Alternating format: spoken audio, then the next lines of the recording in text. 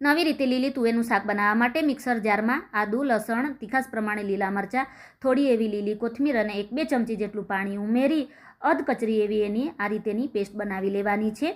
હવે શાક ફટાફટ તૈયાર થાય એના માટે કુકરમાં 3-1 ચમચી જેટલું તેલ ગરમ કરી એમાં રાઈ, જીરું, સૂકું મરચું અને 2 ચપટી જેટલી હિંગ ઉમેરીશું અને પછી લીલો મસાલો ઉમેરી અને 1 મિનિટ માટે તેલમાં સાતળી લેશું। અને હવે ગેસની ફ્લેમ સાવ ધીમી કરી એમાં હળદર, ધાણા જીરું પાવડર, ગરમ મસાલો, લાલ મરચું ઉમેરી એને પણ અડધી મિનિટ માટે તેલમાં સાતળી લેશું। પછી એમાં 2 ટામેટા મેં ખમણીને ઉમેરેલા છે, તમે પ્યુરી બનાવીને પણ ઉમેરી શકો છો। અને આ મસાલો તમે જેટલી સરસ રીતે પકવશો ને એટલું જ ટેસ્ટી આ શાક તૈયાર થાય છે, એટલે મસાલાને તમારે સરસ રીતે પકવી લેવાનો। મસાલો સરસ રીતે તેલ છૂટું પડે ને ત્યાં સુધી પાકી જાય પછી તમારે એમાં લીલી તુવેરના દાણા ઉમેરી એને પણ મસાલાની સાથે 2-3 મિનિટ માટે સાતળી લેવાનું કે જેથી મસાલાનો સ્વાદ દાણામાં સરસ રીતે આવી જાય।